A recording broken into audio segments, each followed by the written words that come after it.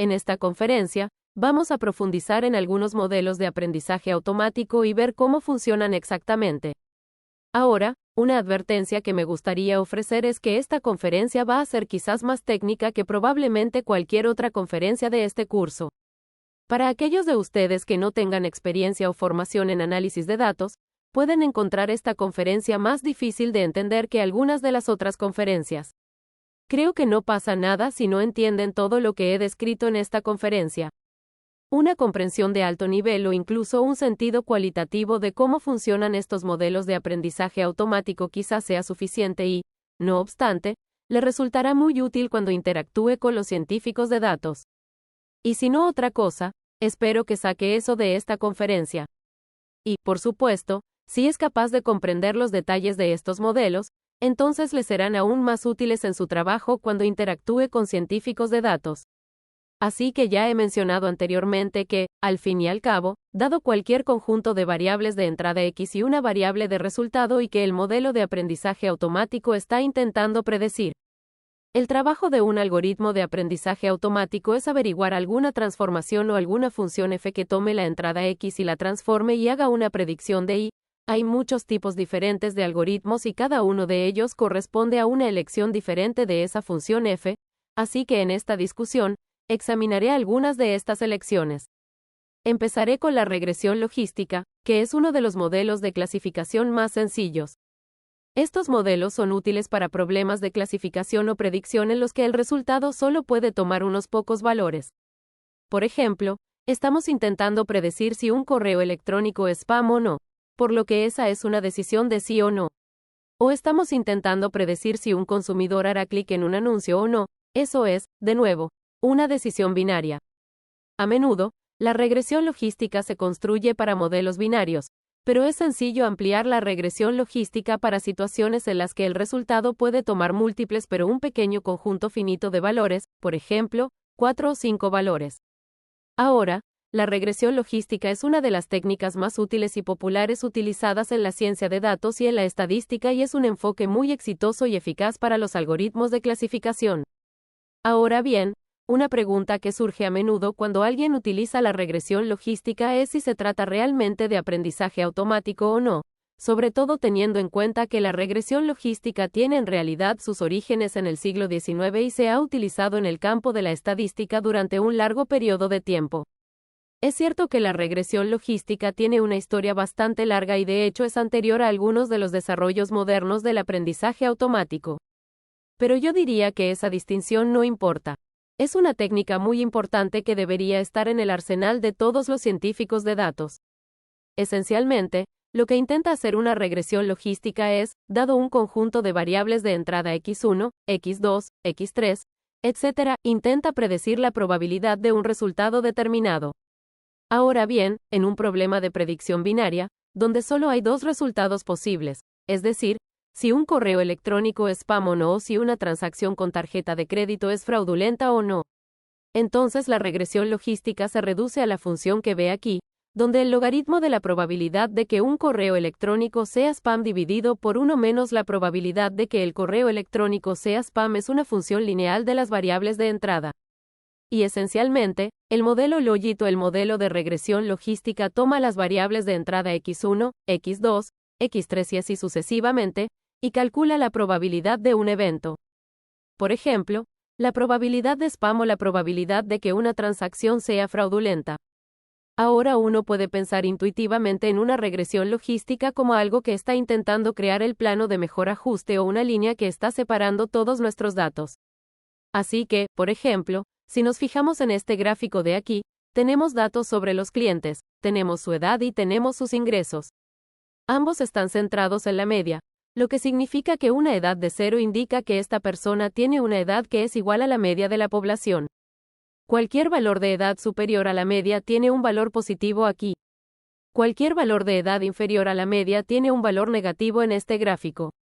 Ahora, tanto los ingresos como la edad o la media están centrados aquí.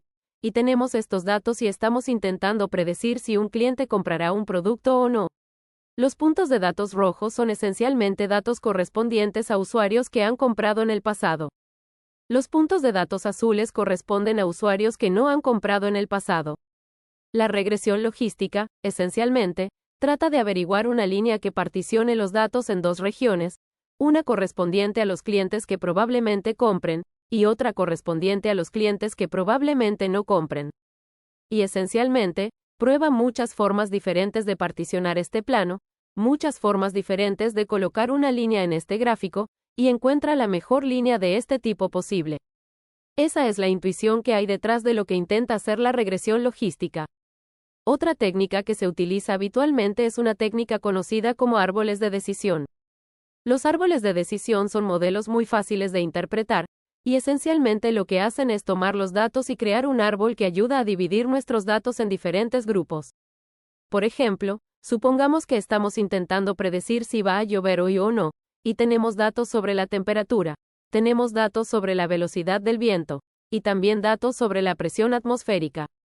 Ahora, podríamos utilizar estos datos pasados, en los que tenemos los datos de entrada, es decir, la temperatura, el viento y la presión en un día determinado, y tenemos los datos de salida, es decir, si llovió ese día o no. El árbol de decisión observa los datos y crea un árbol que intenta predecir si va a llover o no.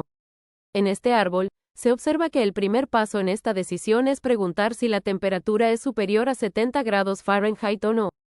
Si la respuesta es afirmativa, a continuación, el árbol de decisión observa cuál es la velocidad del viento y, basándose en ella, procede. Pero si la temperatura no es superior a 70 grados Fahrenheit, observa de nuevo la velocidad del viento, pero lo hace con una pregunta diferente: si la velocidad del viento es superior o inferior a 4.5 millas por hora. Y procede de esta manera hasta que finalmente hace una predicción de si lloverá o no.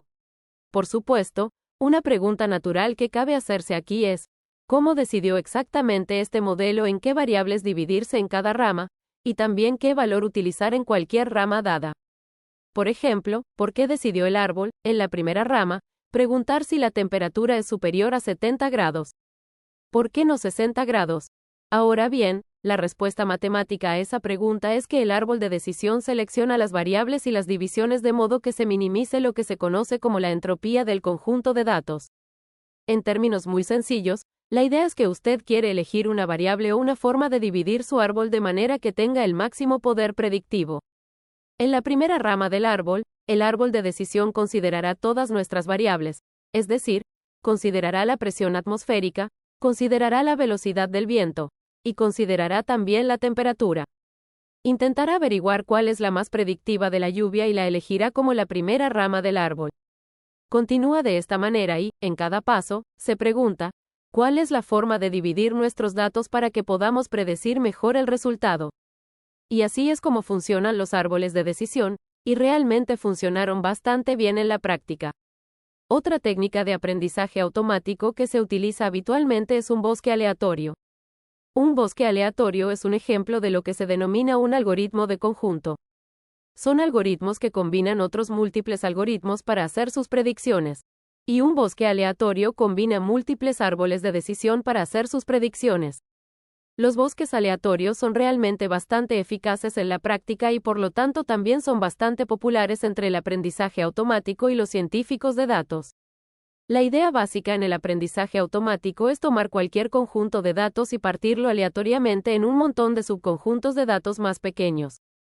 Para cada subconjunto de datos, puede entrenar un árbol de decisión que intente realizar la mejor predicción posible dado el subconjunto de datos disponible. Y ahora, una vez que tiene múltiples árboles de decisión, cada uno intentando hacer la mejor predicción posible dada la submuestra o el subconjunto de datos de que dispone cada árbol de decisión. En última instancia, combinamos las predicciones de todos estos árboles de decisión y la predicción combinada se convierte en la predicción del bosque aleatorio. Así que se llama bosque aleatorio porque combina múltiples árboles de decisión. Volvamos a considerar un ejemplo. En este ejemplo, tenemos un conjunto de datos muy grande que consta de muchas características o muchas variables de entrada. Ahora, el algoritmo de bosque aleatorio podría dividir ese conjunto de datos en múltiples submuestras. Cada submuestra podría tener un conjunto diferente de características. Así que el primer árbol de decisión se construye utilizando las características disponibles en esa submuestra. El segundo árbol de decisión se construye utilizando los datos disponibles en esa submuestra. Y, de forma similar, se construye un gran número de árboles de decisión. Cada árbol de decisión intenta hacer una predicción. Por ejemplo, cada árbol de decisión podría predecir si una determinada transacción con tarjeta de crédito es fraudulenta o no.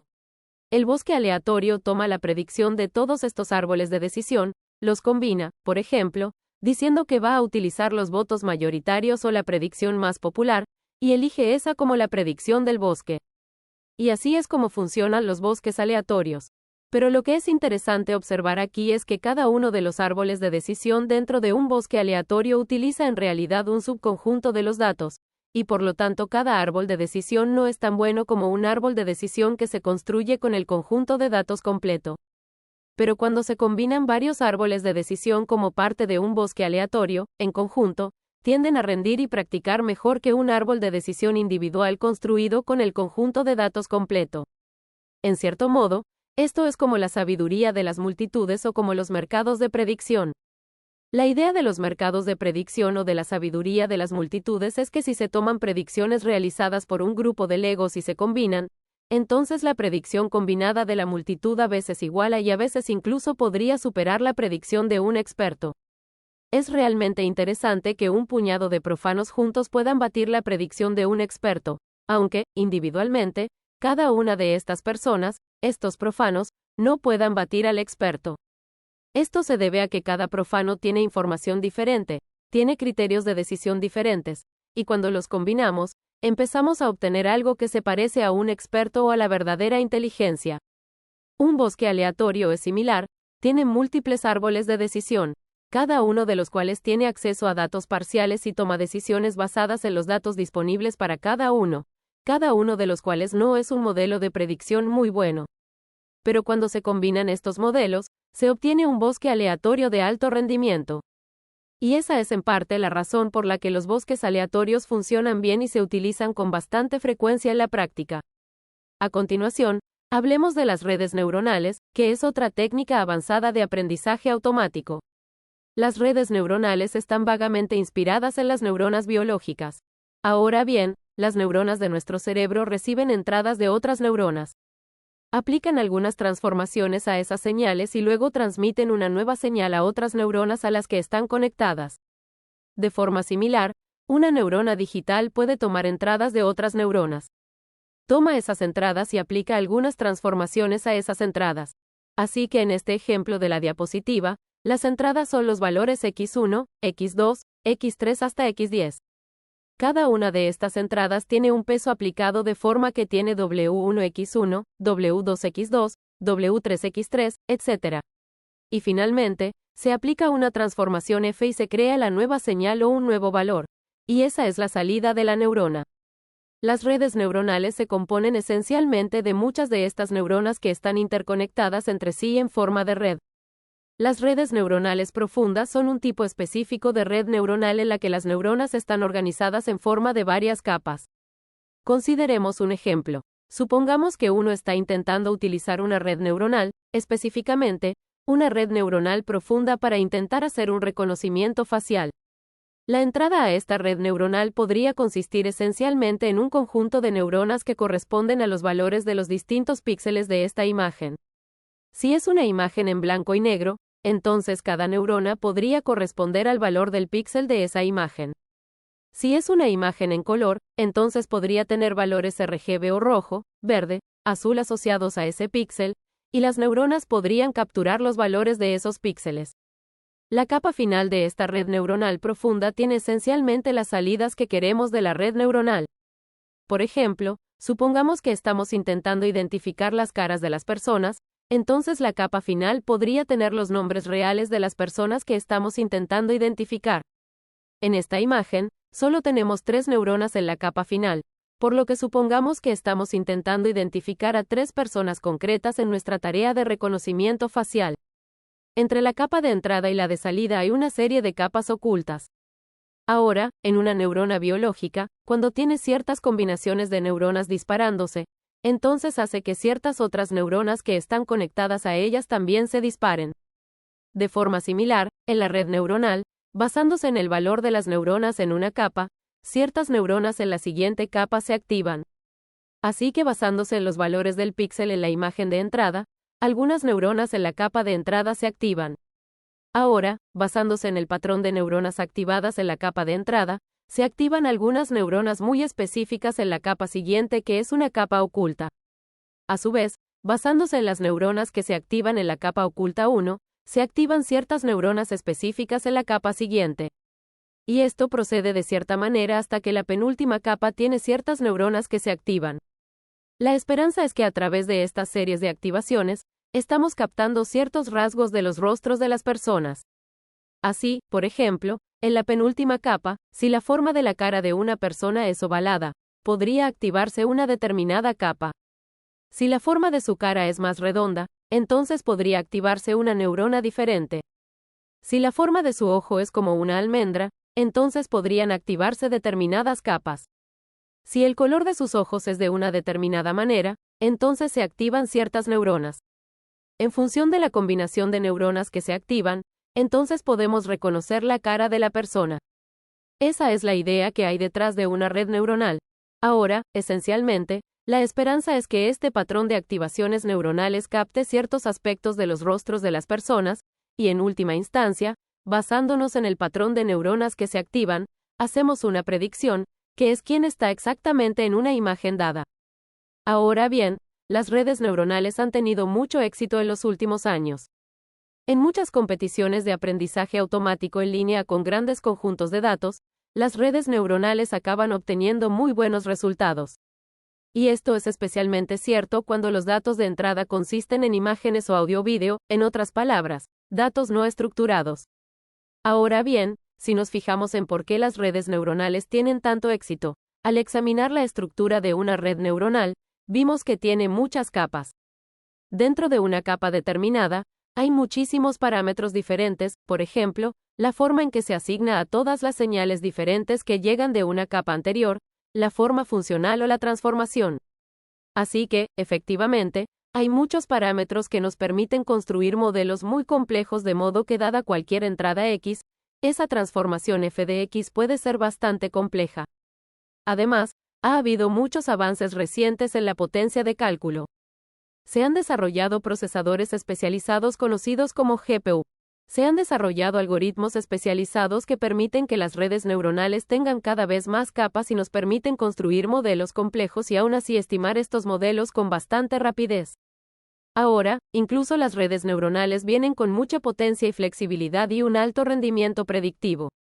La otra cara de la moneda es que las redes neuronales pueden ser muy difíciles de interpretar y comprender. Así, por ejemplo, puede que conozcamos las capas de entrada, puede que conozcamos las capas de salida, pero las capas intermedias nos resultan difíciles de interpretar. En la tarea de reconocimiento facial que he mencionado, la esperanza es que las capas intermedias estén captando ideas como la forma de la cara o la forma del ojo. En la práctica, no siempre es así. Por lo tanto, mirar las capas anteriores no nos permitirá entender por qué la red neuronal hizo una determinada predicción. Y así, aunque se tengan modelos muy precisos, se tienen modelos que no son muy comprensibles. Hay mucho trabajo en marcha estos días en informática para intentar construir modelos que sean más interpretables, o para tomar modelos de redes neuronales de alto rendimiento pero interpretar realmente sus decisiones un poco mejor. Hablaremos de los retos que plantean las interpretaciones en un módulo posterior. Ahora bien, he mencionado varias técnicas diferentes de aprendizaje automático en esta ponencia. Estas no son en absoluto exhaustivas ni siquiera representan la gran mayoría de técnicas. Hay un montón de otras técnicas por ahí, por ejemplo, técnicas de boosting, máquinas de vectores de soporte, incluso las redes neuronales pueden ser de muchos tipos diferentes. Y también hay otras técnicas de regresión. Así que las técnicas de regresión pueden ser regresiones simples y corrientes.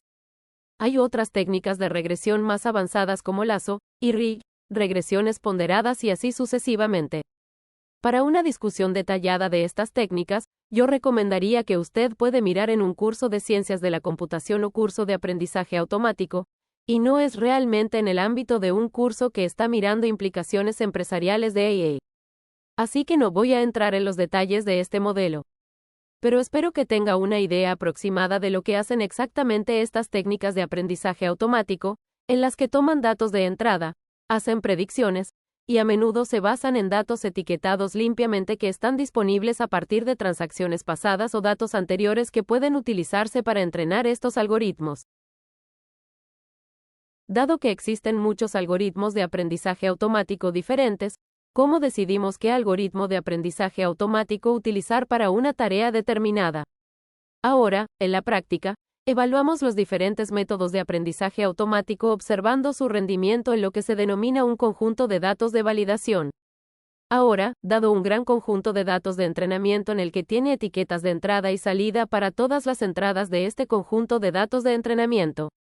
La idea que subyace a la validación es dividir el conjunto de datos en un conjunto de datos de entrenamiento y un conjunto de datos de reserva que se utilizará para la validación. Entrenamos nuestro modelo en el conjunto de datos de entrenamiento y, una vez que el modelo está entrenado, utilizaremos ese modelo entrenado para hacer predicciones en el conjunto de datos de reserva. A continuación, evaluamos el grado de precisión de las predicciones. Entonces, si las predicciones son más precisas con un modelo que con otro, ese es el modelo que preferimos. Otra variante de este enfoque es lo que se conoce como validación cruzada. La idea que subyace a la validación cruzada es tomar un conjunto de datos y crear múltiples particiones del mismo. Por ejemplo, podríamos crear 10 particiones del conjunto de datos disponible. Podríamos entonces, inicialmente, apartar la partición 1 como nuestro conjunto de datos de validación y utilizar las particiones 2 a 9 para entrenar el modelo. Y probamos el modelo en la partición 1, que fue nuestro conjunto de datos de validación inicial. A continuación, podríamos utilizar la partición 2 como nuestro conjunto de datos de validación, y podríamos entrenar nuestro modelo en las particiones 1, 3, 4, 5, 6, y así sucesivamente. Y una vez entrenado el modelo, evaluamos su rendimiento en la partición 2. Repetiríamos esto un gran número de veces con cada pequeño conjunto de datos de validación. Y esa es esencialmente la idea que subyace a la validación cruzada. En última instancia, el tema común aquí es que dado un gran conjunto de datos de entrenamiento, el objetivo es crear alguna partición o un remanente de él para entrenar el modelo en el resto de los datos. Y evaluamos su rendimiento en un conjunto de datos de reserva que no se utilizó para entrenar el modelo. Por último, otra cuestión importante es si una empresa debería invertir en mejores datos o en mejores modelos de aprendizaje automático. Ambos son inversiones valiosas, pero en la práctica a menudo nos encontramos con que los datos ganan a los métodos. Hubo un estudio de investigación realizado por los investigadores de Microsoft Banco y Brill en el que evaluaron el rendimiento de muchos modelos de aprendizaje automático diferentes para una tarea de comprensión del lenguaje. Crearon varios conjuntos de datos de entrenamiento para múltiples modelos de aprendizaje automático diferentes. En algunos casos, los modelos de aprendizaje automático tenían acceso a un conjunto de datos muy pequeño, con solo 500.000 de palabras aproximadamente. En otros casos, un modelo de aprendizaje automático tenía acceso a grandes conjuntos de datos con hasta 1.000 millones de palabras en el conjunto de datos de entrenamiento. Cuando evaluaron el rendimiento de estos distintos modelos de aprendizaje automático, descubrieron que las diferencias de rendimiento entre los distintos métodos de aprendizaje automático o los algoritmos de aprendizaje automático eran relativamente pequeñas en comparación con la diferencia entre el mismo algoritmo con más frente a menos datos. En resumen, dar a un algoritmo de aprendizaje automático razonable muchos datos era mejor que dar a un algoritmo de aprendizaje automático bueno muy pocos datos. Esto es algo a lo que el informático de Google Peter Norvig se refiere a menudo como la eficacia irrazonable de los datos. Lo que esto sugiere es que un buen punto de partida para una empresa es pensar realmente en los activos de datos y pensar si tenemos datos de alta calidad para realizar nuestras tareas de predicción. Una vez que eso esté en su lugar, definitivamente vale la pena investigar cuál es el mejor modelo de aprendizaje automático para la tarea en cuestión. Pero en general, todo comienza con el conjunto de datos. Hola, me llamo Prasanna Tambe. Soy profesor del OID aquí en la escuela Wharton. Imparto cursos relacionados con la analítica y la IA, especialmente relacionados con los contextos empresariales. Investigo sobre una serie de áreas diferentes, particularmente en relación con la economía de la tecnología, y también tengo un interés particular en los mercados laborales y la aplicación de la IA a los recursos humanos. Dado un conjunto de variables, los algoritmos de aprendizaje automático están diseñados para permitir que el algoritmo aprenda un mapeo entre estas variables de entrada y lo que sea que el algoritmo deba predecir. Imagine que tiene una columna de variables o varias columnas de variables e intenta usarlas para predecir algún tipo de salida. Pero ¿qué pasa con los datos no estructurados? En realidad, la gran revolución de la predicción se ha centrado en predecir a partir de datos no estructurados, pensar en cosas como las reseñas en línea, el sonido o las imágenes y las imágenes, cómo se convierten datos como esos en columnas que luego se pueden utilizar para predecir algún resultado. Cómo se extrae la información de esos datos no estructurados, se convierte en algo que pueda caber en una hoja de cálculo, por ejemplo, y luego se usa para hacer predicciones. Cuando los datos no están estructurados o no están estructurados, como las reseñas en línea, por ejemplo, hay que pasar por un proceso llamado ingeniería de características. Las características deben diseñarse a partir de los datos. Esto significa que se toman los datos no estructurados y, básicamente, se crean o codifican características individuales a partir de esos datos no estructurados. Este es un proceso lento y, a menudo, bastante desafiante y, a menudo, también requiere una buena cantidad de experiencia en el campo. Se trata de una de las partes más difíciles en muchos sentidos del proceso de aprendizaje automático. Es a lo que los científicos de datos suelen dedicar gran parte de su tiempo, ya que puede ser tanto un arte como una ciencia.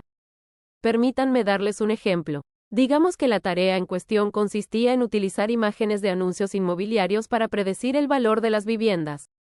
Muchas imágenes de la casa, de las diferentes habitaciones de la casa, del patio, tal vez incluso del vecindario, y si desea utilizar los datos de esa imagen para generar alguna predicción del valor de la casa, lo que tiene que hacer es tomar estas imágenes individuales, y extraer características individuales, o datos que pueda usar, variables que pueda usar, para poder predecir cuánto vale realmente la casa. Si estamos tomando estas imágenes y extrayendo características que podrían interesarle al pensar en el valor inmobiliario, esto requerirá varios tipos de conocimientos diferentes. No se trata solo de una tarea de desarrollo de software, ya que también necesitaría saber qué sabe un agente inmobiliario sobre las cosas que importan. ¿Qué es lo que busca? ¿Qué busca en términos de habitaciones, distribución, lote y estilo de lote? Todas esas cosas requieren una combinación de conocimientos. Si piensas en la ingeniería de funciones, en este caso, se requerirían los conocimientos de un agente inmobiliario y también de un desarrollador de software. Podrían trabajar juntos para tratar de extraer estas cosas de las imágenes, sentarse juntos y decir, vale, escribamos algo para extraer aspectos relevantes de estas imágenes que podrían ser importantes para predecir el valor de la vivienda, pero hay que hacer muchas conjeturas. Es una tarea que lleva mucho tiempo y es muy probable que pase por alto aspectos fundamentales que, en última instancia, son importantes para predecir el valor de la vivienda. El aprendizaje profundo, del que hablaremos a continuación, resuelve muchos de estos problemas. Con enfoques de aprendizaje automático superficiales o no profundos, las observaciones sobre lo que podríamos denominar características estructuradas se pasan a un algoritmo que aprende el mejor mapeo basándose en algunos ejemplos que usted le dé. Piensa en los datos como si estuvieran organizados como una hoja de cálculo. Tiene un resultado que desea predecir y, a continuación, tiene varias columnas que contienen datos sobre los predictores. Debe tener datos en este formato en el que haya columnas estructuradas que describan los datos que intenta predecir. Como mencionamos anteriormente, cuando se trabaja con datos no estructurados, se requiere un paso de ingeniería de características para tomar estos datos no estructurados sin procesar y generar estas características, a fin de convertirlos en un formato en el que se puedan tener columnas de datos que se puedan usar para predecir algunos resultados. Una vez más, se necesita bastante trabajo para averiguar cómo tomar estos datos no estructurados sin procesar y generar estas columnas, cómo elegir cuáles son las columnas apropiadas, cómo crear realmente las columnas con los datos estructurados, etc. Lo que ocurre es que los ingenieros toman estos datos sin procesar, crean estas características y ejecutan el modelo. Si el rendimiento es demasiado alto, si es inaceptable, podrían probar un nuevo conjunto de funciones o ajustar las funciones que se utilizan en el modelo actual. Una vez más, se requiere mucha experiencia en el campo. Si nos fijamos en algunos tipos de datos, es muy difícil entender cuáles son las características adecuadas para extraerlos.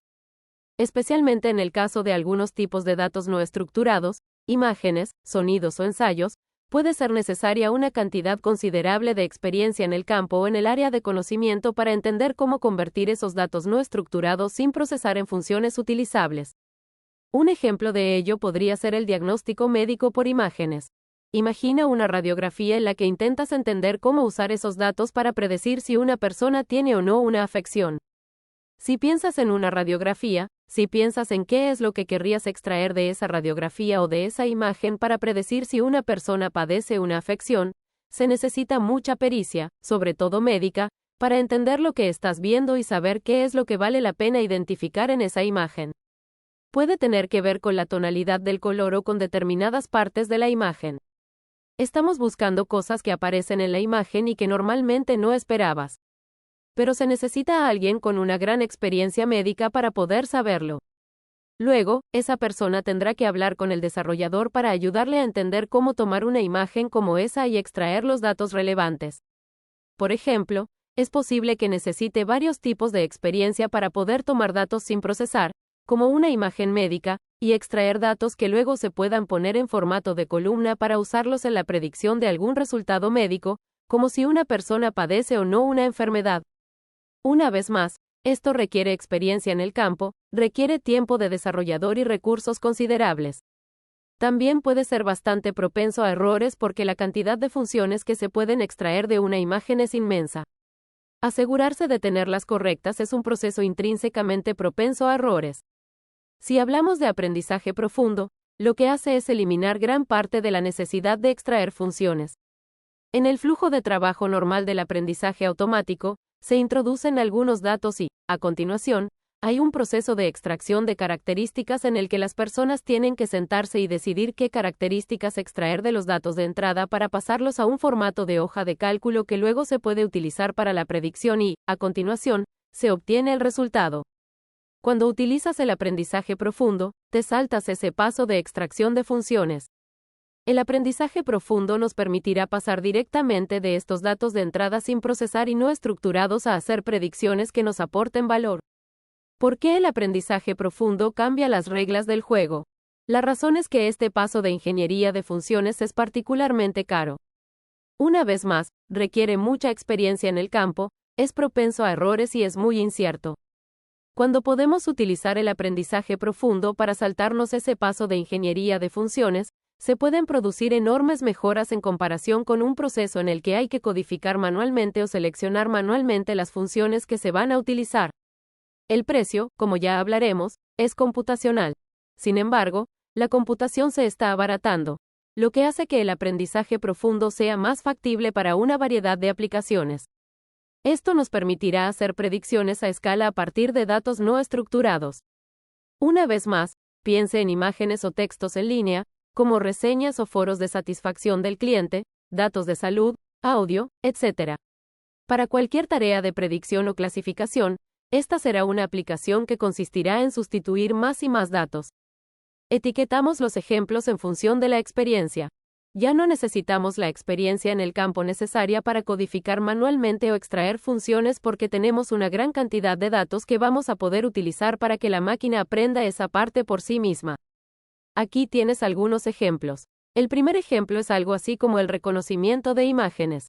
Si quieres un software que básicamente pueda reconocer los rostros de las personas, este es un ejemplo en el que puedes tomar datos de imágenes sin procesar y entrenarlos para que reconozcan los rostros de las personas sin tener que pasar por el proceso de identificar, por ejemplo, algo como el espacio entre los ojos de las personas o el largo o ancho del rostro. No tienes que hacer nada de eso. Puedes usar los datos de imagen sin procesar etiquetados con las personas adecuadas y, básicamente, aprenderás a reconocer a las personas automáticamente. Otro ejemplo es la detección de noticias falsas. ¿Cómo se puede saber si una noticia es falsa o real? Un proceso que requiere ingeniería de reportajes puede requerir que te sientes e intentes entender o averiguar qué hay en un mensaje o una publicación de noticias que puede indicar que algo es falso. Pero esto puede ser difícil de hacer. Las noticias falsas son cada vez mejores en términos de autenticidad. Lo que el aprendizaje profundo nos permitirá hacer es tomar montones y montones de ejemplos de noticias. No tenemos que saber qué es lo que importa en términos de predicción, solo la noticia en sí misma. la etiqueta que indica si es falsa o auténtica o no y, con esos dos datos, el motor de aprendizaje profundo descubrirá qué es relevante en la publicación y qué no lo es para determinar si algo es falso. No tenemos que contarle ese artículo. Un tercer ejemplo, detectar, quizá, imitaciones de productos de lujo. Tienes imágenes de productos de lujo y estás intentando desarrollar algo para determinar si es auténtico o si es falsificado o no. Lo que podrías hacer en este caso es tener montones y miles de imágenes de un producto en particular, tal vez una bufanda o un bolso, y simplemente etiquetas que indiquen si ese producto es auténtico o falsificado. Una vez más, no tenemos que quedarnos ahí sentados y decirle al motor de aprendizaje automático qué buscar en la imagen. Solo le damos montones y montones de imágenes y las respuestas correctas, las etiquetas y, en este caso, el motor de aprendizaje profundo puede averiguar automáticamente qué hay en las imágenes que puede indicar que algo es una imitación o si es auténtico. ¿Cómo funciona el aprendizaje profundo? Hablamos de la idea de que podemos utilizar datos sin procesar y no estructurados y empezar a hacer predicciones directamente mediante el aprendizaje profundo. No tenemos que pasar por este paso de ingeniería de funciones. No tenemos que convertirlo en columnas o variables o características individuales que puedan usarse para la predicción. Bueno, los datos no estructurados, podemos empezar con sus representaciones digitales sin procesar. Lo primero es que cualquier dato no estructurado del que estemos hablando, texto, sonido, imágenes, siempre se pueden representar de forma digital. Puede ser un espectrograma si es audio, los datos de una imagen se pueden representar con píxeles. Un conjunto de textos se puede representar con vectores de palabras. Todos estos diferentes tipos de datos se pueden representar en algún tipo de formato digital nativo sin procesar. Luego, los datos se preprocesan de alguna manera para estandarizarlos para la tarea de predicción. Una vez estandarizados, los datos se transfieren a algo que se denomina red neuronal. La razón por la que llamamos a esto una red neuronal es porque la gente ha descubierto que se basa esencialmente en una neurona. Una neurona del cerebro recibe una serie de entradas y, en función del valor de esas entradas, decide si se activa o no. De manera muy similar, una red neuronal en el aprendizaje profundo funciona de alguna manera muy similar. Las redes neuronales que forman la base del aprendizaje profundo, los datos nativos sin procesar de los que hablábamos, forman la capa de entrada. Entra en la red neuronal. Al igual que una neurona, las redes neuronales básicamente analizan los datos que van llegando y, en función del valor de esos datos, deciden si disparan o fijan su salida a un nivel determinado. Puede imaginarse una red neuronal como una serie de puntos de decisión, nodos o neuronas, y los datos de entrada vienen por un lado. La red neuronal se compone de una serie de capas que solo analizan todas las combinaciones diferentes de los datos de entrada. En lugar de tener que convertir los datos de entrada en entidades, las capas de una red neuronal básicamente tratan de averiguar de forma automática qué contienen los datos sin procesar y no estructurados que pueden combinarse y recombinarse para formar las características más eficaces para la predicción, las combinaciones más eficaces para las predicciones. La forma en que esto ocurre es que los ingenieros eligen una función de pérdida o una función de coste para compararlas con las etiquetas de formación. Es solo una forma de decir qué tan cerca estamos de predecir las respuestas correctas. En este caso, tienes datos de entrenamiento, son datos en los que sabes la respuesta correcta. Volvamos a nuestro ejemplo de imagen de diagnóstico médico. Imagine que dispone de muchos datos sobre las imágenes médicas de las personas y sobre las respuestas correctas, lo que podría significar que dispone de datos sobre si la persona o el paciente padecían realmente la afección determinada por un médico. Tiene los datos médicos, las imágenes médicas y si la persona realmente padecía la afección o no. Lo que va a intentar la red neuronal es captar estos datos de imagen. Las capas de la propia red neuronal intentarán encontrar las combinaciones correctas de esos datos de píxeles sin procesar para hacer una predicción. Esa predicción será si la persona tenía o no la afección. Como ya sabemos la respuesta correcta a partir de los datos de entrenamiento, podemos empezar a comparar la frecuencia con la que tomamos la decisión correcta y la frecuencia con la que no. Se trata de una función de pérdidas o una función de costes. Esto nos dice qué tan lejos estamos de la verdad representada por los datos. Tenemos que entrenar el modelo. Lo que va a hacer una red neuronal es empezar a ir y venir, organizando los valores en los nodos, los pesos en los nodos, etc.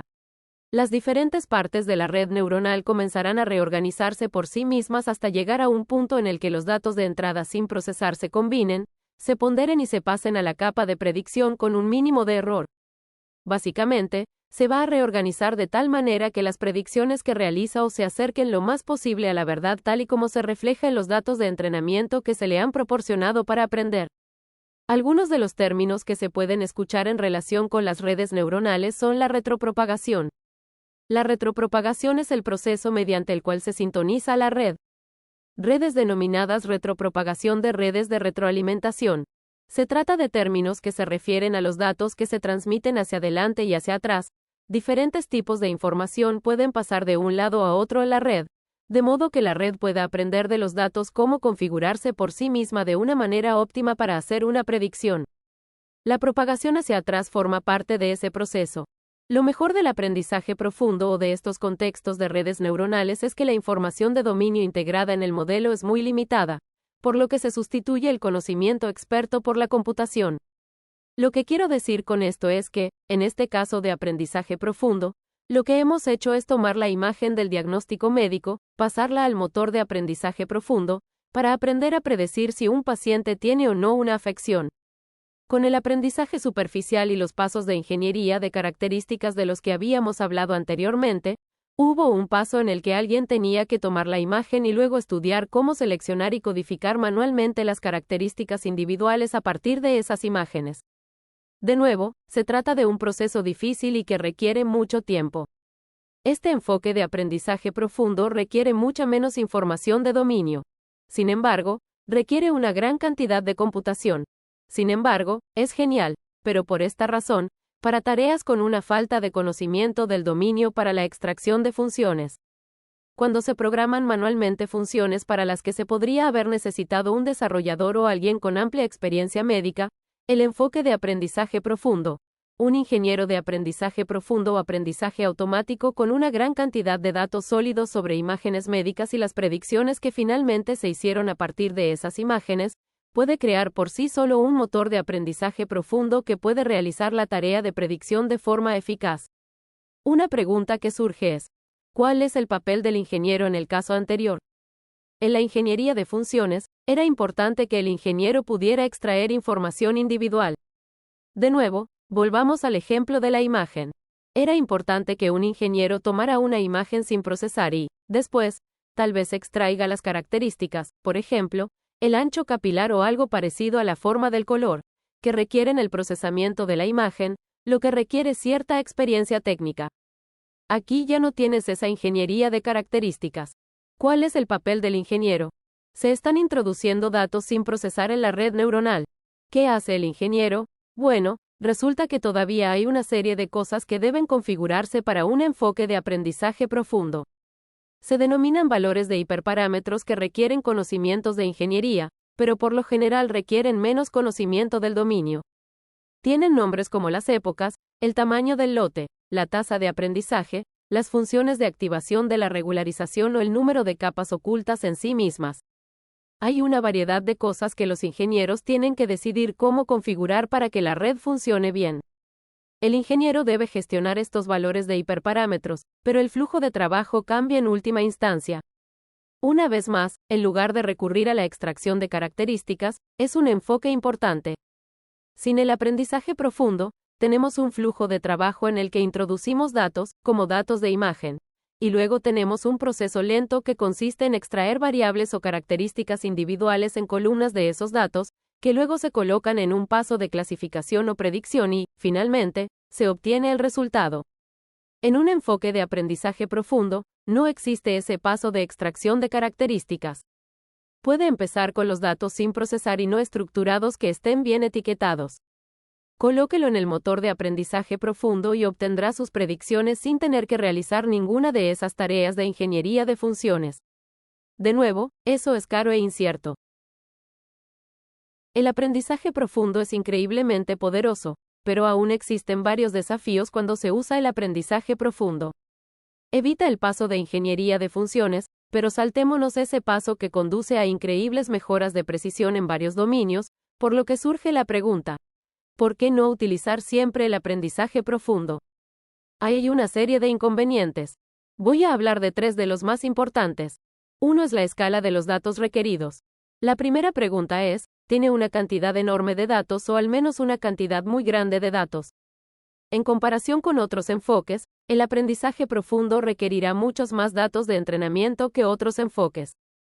Se necesitan muchos datos y mucha variación en los datos para que los motores de aprendizaje profundo funcionen bien, y eso es lo primero. Algo muy relacionado con el hecho de tener más datos es que se necesita mucho más almacenamiento de datos y, además, mucha más potencia computacional. Para ejecutar o entrenar un modelo de aprendizaje profundo, realmente se necesita mucha más potencia computacional, se necesita mucho más espacio de almacenamiento de datos para almacenar todos esos datos, por lo que los requisitos de hardware del aprendizaje profundo son mucho más importantes que los de otros enfoques. Una tercera razón por la que el aprendizaje profundo puede no ser adecuado para un enfoque concreto es la cuestión de si es importante comprender por qué un modelo tomó una decisión específica o un modelo de predicción tomó una decisión específica. Uno de los desafíos del aprendizaje profundo es que, con estas redes neuronales, a menudo es difícil entrar en la red neuronal y entender por qué una predicción determinada se hizo en una dirección determinada o no. En algunos contextos, resulta muy importante entender por qué se hace una predicción concreta. Piense en un contexto de atención médica, por ejemplo. Si usted toma una decisión sobre un paciente, puede ser muy importante poder explicarle exactamente por qué se tomó esa decisión. Para alguien con mucha experiencia, como un médico, puede ser muy importante poder entender por qué un algoritmo recomienda una cosa u otra. Si no hay información al respecto, va a ser difícil. Es posible que el médico no quiera recibir o utilizar esa recomendación. Lo mismo ocurre con algo como el procesamiento de préstamos a clientes, si se llega a una decisión en particular, y tal vez sea muy importante poder explicarle a alguien por qué se tomó esa decisión. Resulta que con otros modelos de aprendizaje automático que son más simples, suele ser mucho más fácil entender por qué o cómo fue que el algoritmo pasó de los datos o los datos de entrada a la decisión final.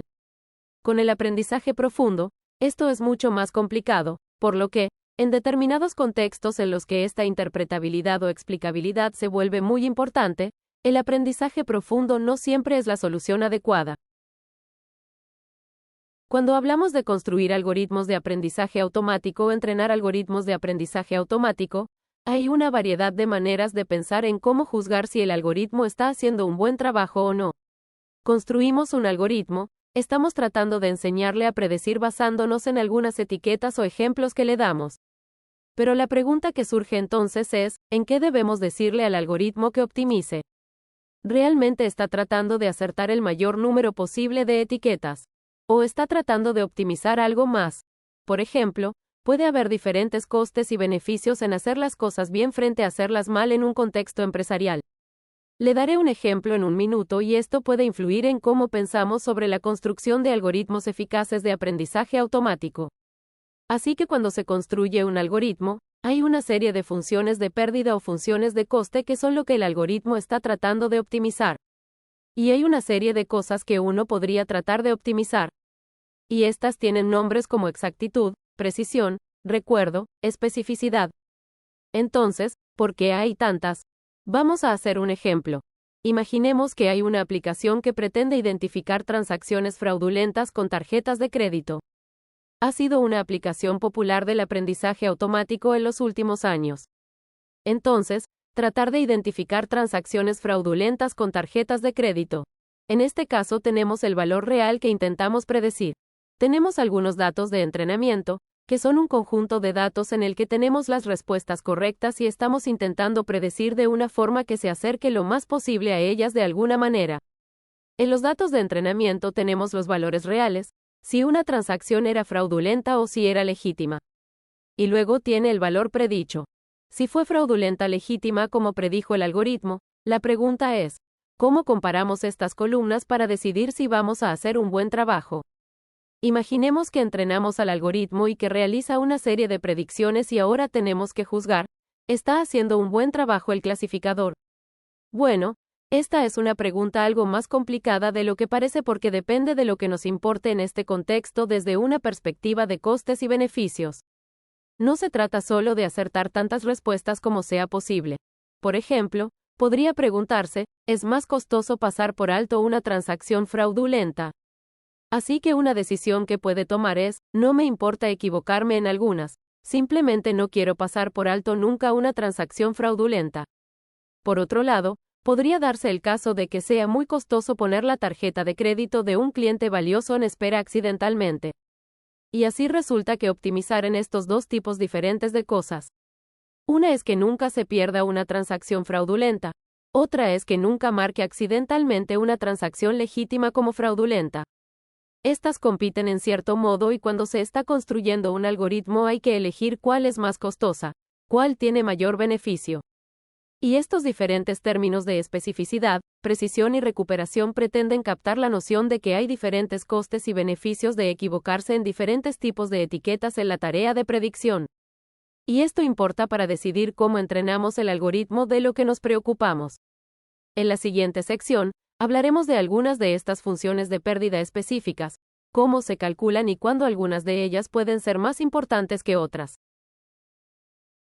Hablemos de algunas de las formas más comunes de medir los errores y los resultados del aprendizaje automático.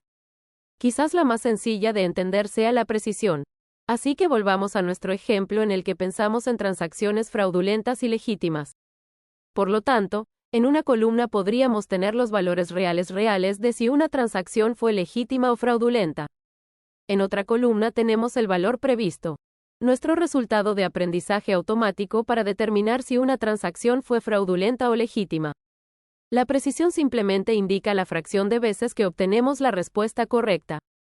Básicamente, se trata de comparar las dos columnas y la fracción de veces que una columna coincide con la otra en la columna de la izquierda. Así que eso es precisión. El error de clasificación es lo contrario. Básicamente, se trata del número de veces que son una fracción del número de veces que las dos columnas no coinciden.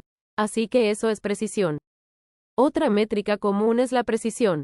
La precisión es preguntar qué proporción de identificación positiva es realmente correcta. Entonces, ¿qué es una identificación positiva? Por lo tanto, con el aprendizaje automático, el resultado con un clasificador binario es intentar predecir si algo pertenece a una de dos clases, legítimo o fraudulento. Una de estas dos clases se indica como positiva, una va a ser un 1, por así decirlo, y la otra es 0.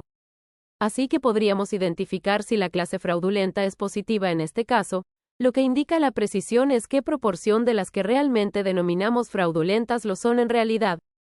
Por lo tanto, si tenemos una serie de predicciones que son fraudulentas, vamos a ver cuántas de ellas y qué fracción de ellas acertamos.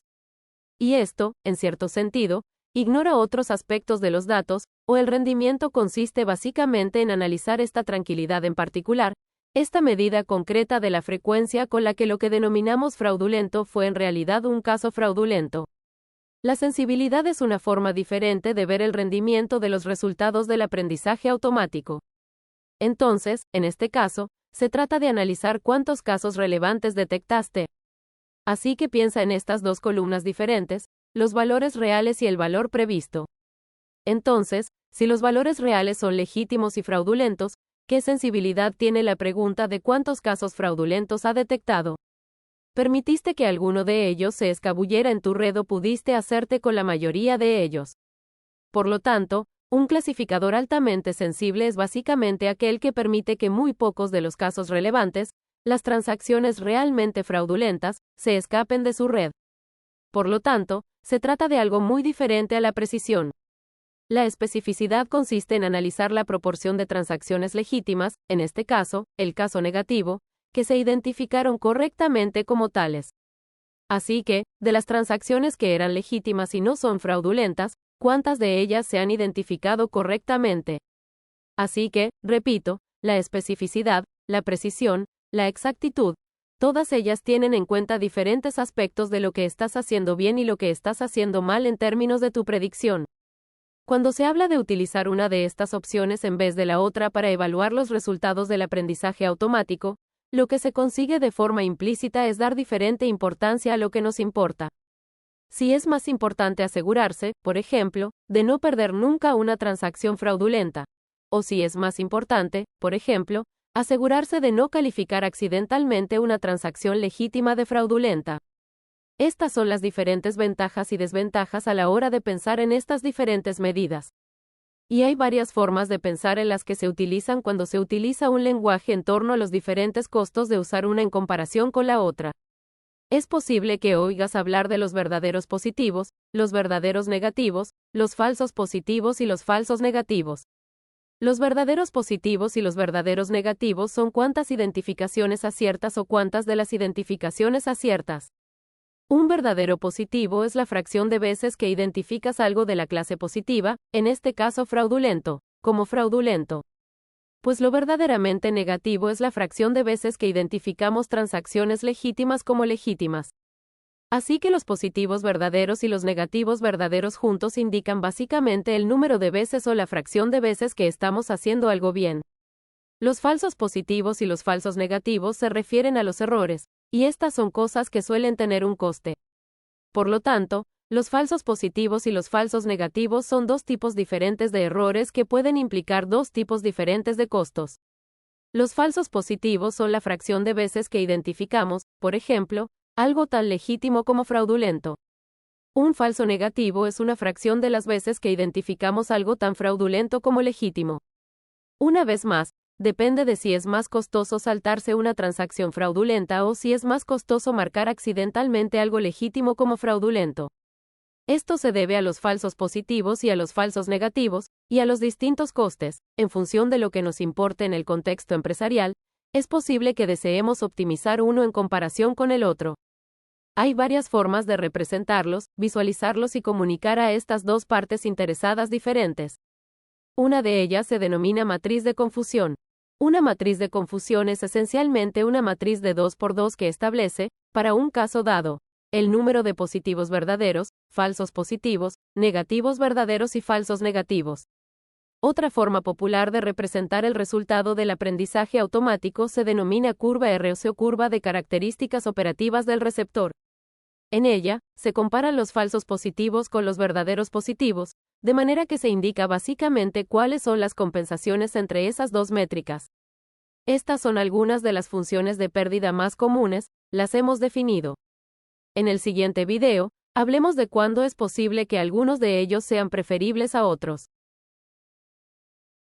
¿Cuándo querríamos priorizar ciertos tipos de métricas sobre otras a la hora de evaluar los resultados del aprendizaje automático? En realidad, la pregunta clave es cuáles son los costes relativos de los falsos negativos y los falsos positivos en la aplicación o el contexto empresarial concreto que estamos considerando. Por ejemplo, ¿cuándo podríamos necesitar una prueba de alta sensibilidad? Pensemos en una aplicación médica en la que el algoritmo detecte una enfermedad muy grave o un tipo de cáncer, por ejemplo, cuando queremos asegurarnos absolutamente de que no pasamos por alto a una persona con esa afección, incluso con el posible coste de identificar falsamente algunos casos que la padecen aunque no la tengan. Si quieres estar absolutamente seguro de que no echamos de menos a nadie con esta afección, es posible que queramos hacer pruebas de alta sensibilidad y no queremos priorizar la sensibilidad en ese caso. Otro ejemplo, y esto forma parte del contexto de la ciencia que se desarrolló realmente durante la Segunda Guerra Mundial, fue cuando tuvimos un sistema de radar que intentaba detectar aviones entrantes. Si nos preocupa la llegada de aviones o algún tipo de ataque enemigo y queremos un sistema que detecte posibles aviones entrantes, quizá queramos hacer una prueba de alta sensibilidad. No nos importan unas cuantas falsas alarmas, pero queremos asegurarnos absolutamente de no pasar por alto ningún caso que se esté produciendo realmente. Este es otro ejemplo en el que podríamos querer una prueba de alta sensibilidad. Por otro lado, ¿cuándo querríamos realizar una prueba precisa? ¿Cuándo querríamos decir que estamos absolutamente seguros de que algo es así antes de decir que se predice que es el caso? Imagina que estás desarrollando un algoritmo para predecir cuándo está bien que un coche gire a la izquierda, entonces querríamos asegurarnos absolutamente de que está bien girar a la izquierda antes de recomendar la decisión de girar a la izquierda. Incluso si eso significa o posiblemente perder algunas oportunidades, girar a la izquierda, no pasa nada, siempre y cuando estemos absolutamente seguros de que cuando predecimos a la izquierda o recomendamos a la izquierda, de que girar a la izquierda está bien. Este es un ejemplo de un momento en el que quizás quieras priorizar la precisión. Otro ejemplo en el que la precisión puede ser algo a lo que hay que dar prioridad es identificar algún tipo de infracción que conlleve penas muy severas, por ejemplo, hacer trampa y provocar la expulsión. Es posible que deseemos estar muy seguros de que una persona en particular es culpable antes de tomar esa decisión desde un punto de vista algorítmico, aunque eso signifique que podríamos pasar por alto algunos casos en los que se produjo ese tipo de infracción real. Es posible que deseemos realizar pruebas muy precisas para asegurarnos de no acusar falsamente a alguien de ese delito o infracción cuando en realidad no es culpable de esa infracción. La clave de cualquier aprendizaje automático, aprendizaje profundo y cualquier aplicación del aprendizaje automático es entrenar el modelo y esto requiere datos de entrenamiento. Por lo tanto, los datos de entrenamiento son realmente la base del proceso de aprendizaje automático. De nuevo, los datos de entrenamiento son los datos que el algoritmo aprende o utiliza para determinar el mejor mapeo entre las entradas y las predicciones o resultados correctos. Entonces, la pregunta es de dónde provienen los datos de entrenamiento cuando se crea un algoritmo de aprendizaje automático. ¿De dónde se obtiene un conjunto de datos con una gran cantidad de datos de entrada? Se obtienen las decisiones correctas con las predicciones correctas que deberían tomarse con esos datos. Por lo tanto, en la práctica, los datos de entrenamiento pueden provenir de varios lugares.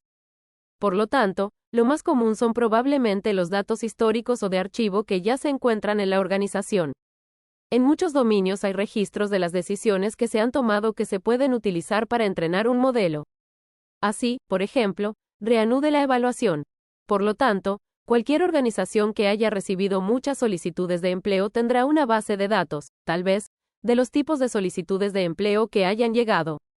Esto podría incluir los datos del currículum, los datos de las entrevistas y, quizás, las decisiones finales que se hayan tomado sobre cuestiones como si una persona pasa a la fase de entrevista. Ya sea que finalmente fueran contratados o no, tal vez cómo se desempeñaron en la empresa más adelante. Por lo tanto, este es quizás el tipo de datos de formación más común, los datos de archivo en la organización. Además de los recursos humanos, por supuesto, existen aplicaciones similares en las finanzas, la contabilidad y las operaciones. Todos estos dominios contarán con bases de datos históricas con las aportaciones y decisiones que realmente se tomaron, desde la contratación hasta el suministro y la reordenación de dos activos. Montones y montones de ejemplos en los que puedes pensar en los niveles organizacionales. Esa es una fuente de datos de formación. Si esos tipos de datos no están disponibles, a veces se utilizan humanos para generar datos de entrenamiento. Hay mucho contexto en el que estás creando una nueva aplicación, por ejemplo, en el que es posible que necesites etiquetar los datos de entrada para poder utilizarlos como fuente de datos de entrenamiento. Pensemos en las imágenes. Es una aplicación muy común. Tienes muchas imágenes y estás intentando identificar si están en una categoría u otra. Por lo tanto, en el caso médico, si tienes imágenes médicas, es posible que ya tengas información sobre si un médico ha identificado a la persona que padece una enfermedad o no. Ese es el ejemplo histórico o de archivo del que acabamos de hablar. Pero si ese no es el caso, supongamos que tienes otro tipo de imagen. Estás intentando identificar una flor o algo parecido en una imagen y tienes muchas imágenes y estás intentando identificar cuáles tienen flores y cuáles no. Aunque hay muchas plataformas a las que puedes enviar los datos a los datos de la imagen, básicamente te ofrecen este tipo de tareas de forma colectiva. Así, puedes tomar miles de imágenes y ponerlas a disposición en estas plataformas y, además, te puedes encargar de etiquetar qué datos o qué imágenes tienen flores y cuáles no. Lo que quiero decir con eso es que están en estas plataformas. Hay personas que básicamente van a mirar estas imágenes y simplemente inspeccionarlas visualmente y decidir si tienen flores o no. Las etiquetan de forma que se recuperan los datos que contienen todos los datos de la imagen, y los datos de entrada originales con otra columna de datos que indica si algo tiene o no una flor. Una vez más, hay una serie de plataformas en las que se puede recurrir a miles de personas para que hagan este tipo de trabajos y que se te devuelvan oficialmente. Esa es otra forma de obtener datos de entrenamiento. Una tercera forma relacionada que es bastante común es utilizar a tus propios clientes para etiquetar los datos. Por lo tanto, hay varios ejemplos en los que las plataformas más importantes básicamente utilizan las aportaciones de los clientes para crear estas etiquetas.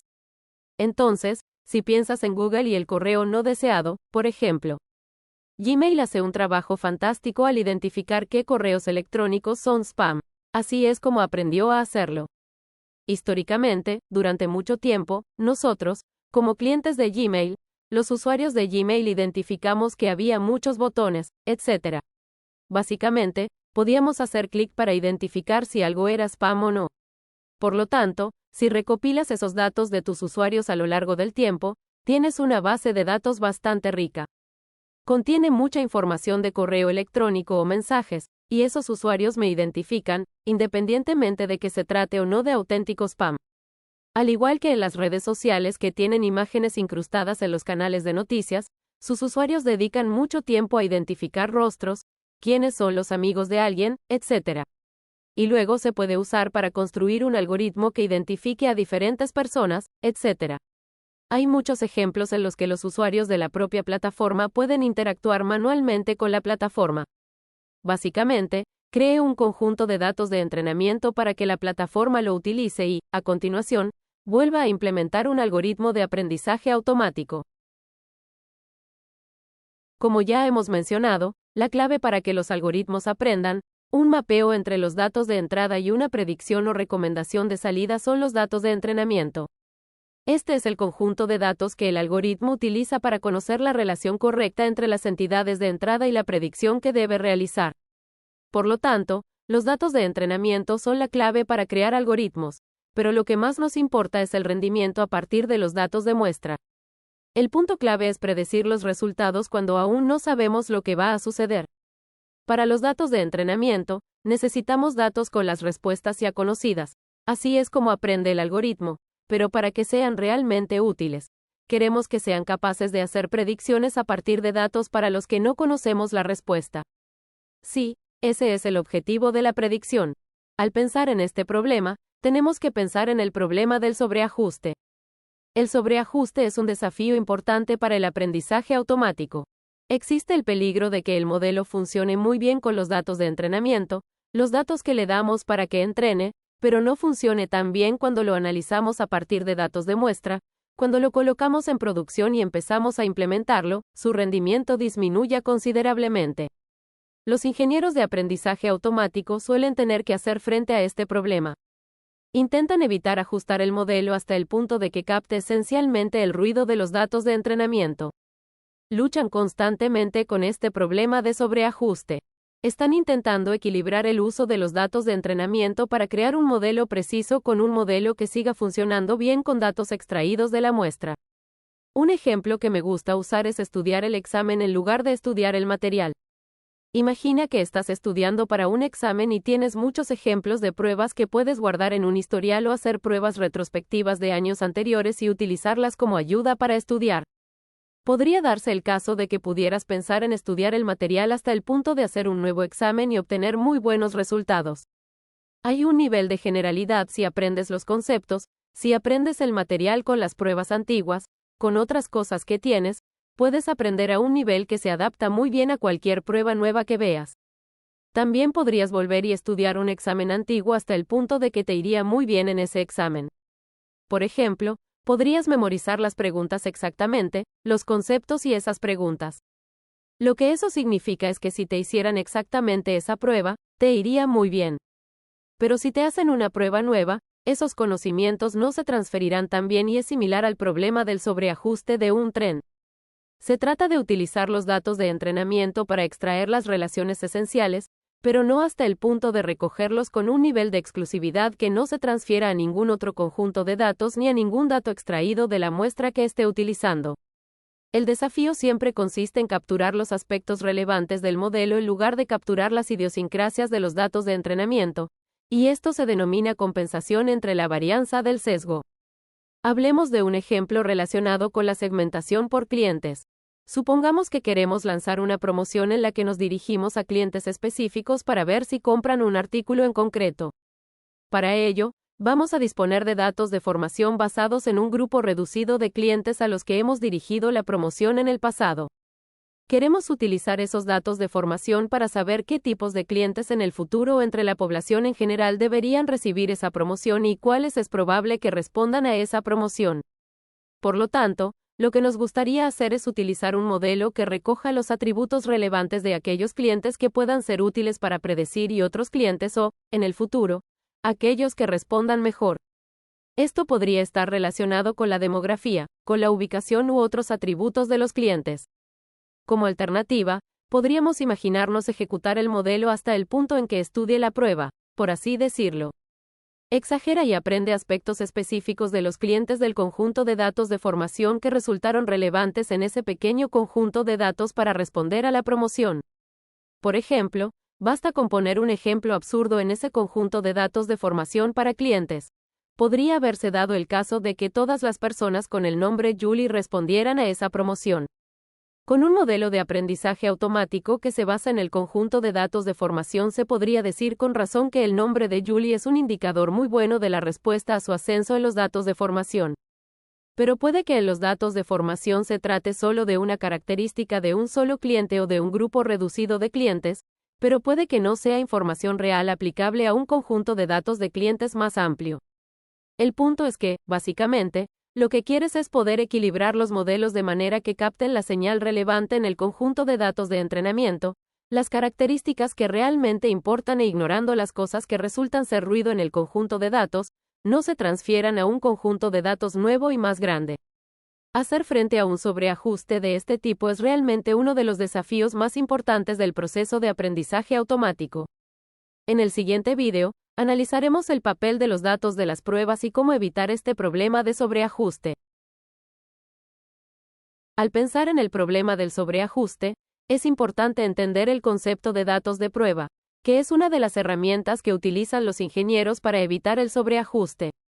Los datos de prueba, también denominados muestra de reserva, son un conjunto de datos que no se utiliza para entrenar o construir el modelo, pero que podemos utilizar para validarlo. Validar el rendimiento en un conjunto de datos que no se utiliza para crear el modelo ayuda a garantizar que el modelo también funcione bien en muestras externas. Se puede pensar en tener dos conjuntos de datos, un conjunto de datos de entrenamiento y un conjunto de datos de prueba. Podemos crear el modelo, construir el modelo a partir de los datos de entrenamiento. En un momento dado, se volverá cada vez más preciso con los datos de la prueba, pero si empieza a adaptarse demasiado bien a las características específicas de los datos de entrenamiento, empezamos a ver una divergencia y empezará a funcionar menos bien con los datos de la prueba. Tener estos dos conjuntos de datos disponibles al mismo tiempo nos ayuda a gestionar este problema de sobreajuste y nos ayuda a garantizar que el entrenamiento al que se está sometiendo el modelo también se aplique a muestras externas. ¿De dónde provienen los datos de las pruebas? Tenga en cuenta que necesitamos un conjunto de datos que no se haya utilizado para construir el modelo, ya que el algoritmo de aprendizaje automático no ha aprendido de él. Aún necesitamos que las respuestas correctas estén disponibles en los datos. Necesitamos que esas etiquetas también estén disponibles en los datos de las pruebas. Un enfoque común es que los ingenieros de aprendizaje automático comiencen con todos los datos para los que tienen etiquetas.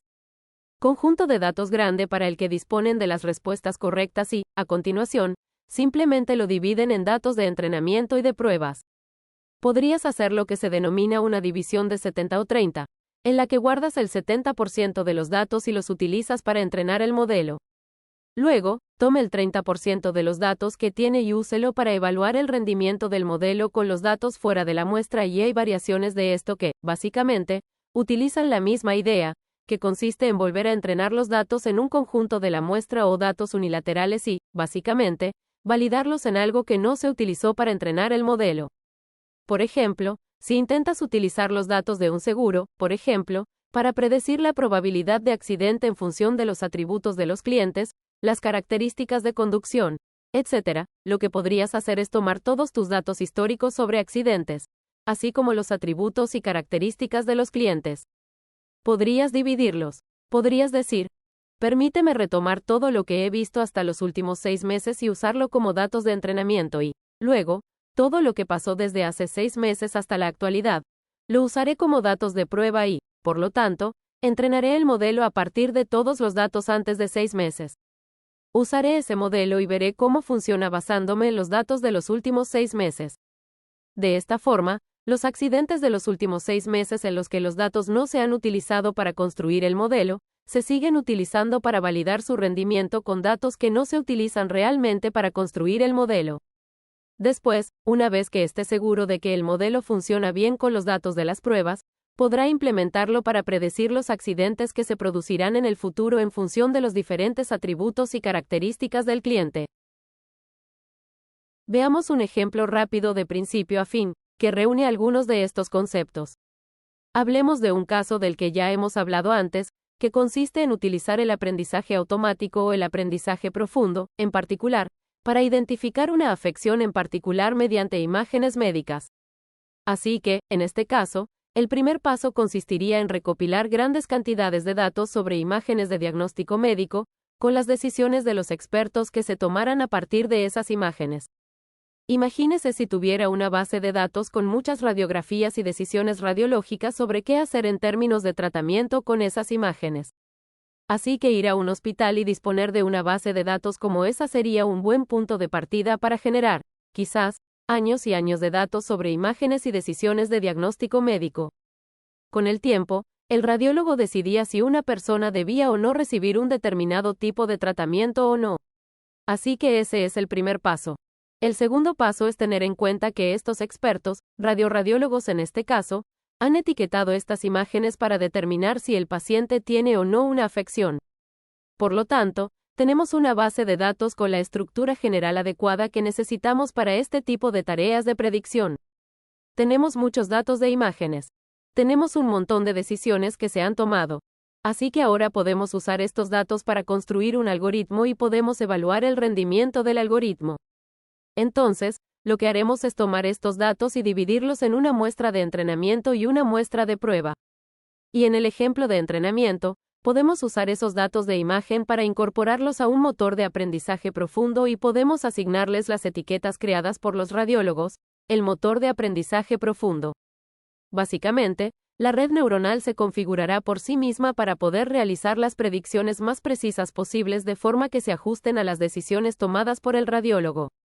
Además, podemos usar los datos de las pruebas para asegurarnos en varios puntos de que el algoritmo que estamos creando no solo funciona bien, no solo con los datos de entrenamiento, sino también con otros conjuntos de datos ajenos a la muestra a los que podamos tener acceso.